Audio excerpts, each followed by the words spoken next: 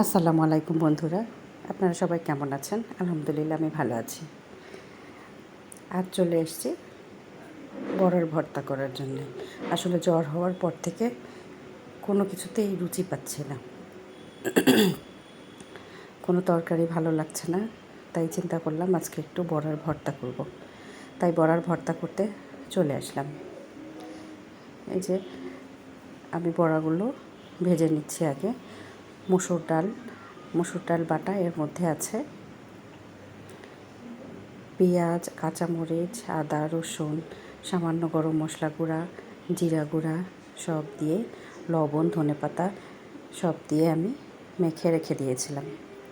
তারপর এখন বড়াগুলো ডুবো তেলে ভেজে নিলাম। ভেজে নিয়ে এখন আমি এগুলো ভর্তা করব। সামান্য ঠান্ডা হতে দিয়েছি। এখন 4টা শুকনো মরিচ পুড়াই নিয়েছি।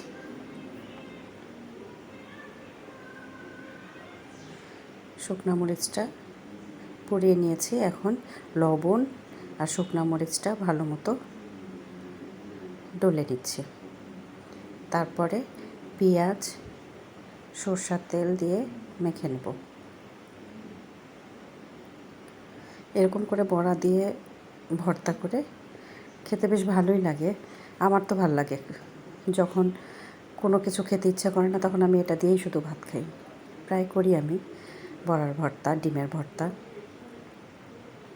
কোনো সময় রসুনের ভর্তা, এসব দিয়ে ভাত খেতে কিন্তু খুব ভালো লাগে। গরম গরম ভাত আর এসব ভর্তাগুলো।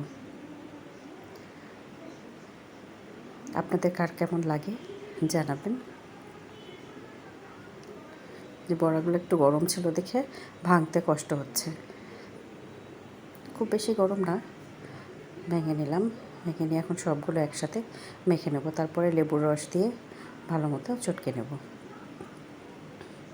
আপনারাও খেয়ে দেখবেন এভাবে কেমন লাগে। ধোয়া ওঠা গরম ভাত আর বড়ার ভর্তা, জমে যাবে।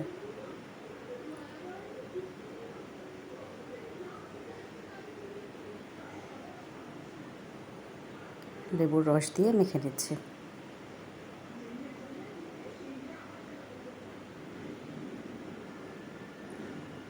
বাড়ির সকলের জন্য তরকারি রান্না করেছি, কিন্তু আমি এটা দিয়েই আজকে ভাত খাবো। এখন ওদের ভালো লাগলে ওরা খাবে, অবশ্যই ভালো লাগবে, ওরা সবাই খায়।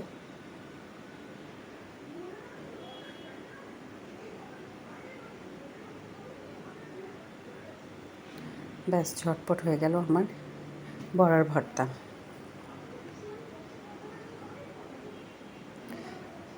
কেমন লাগছে বন্ধুরা দেখতে? বেশ মজাদার না?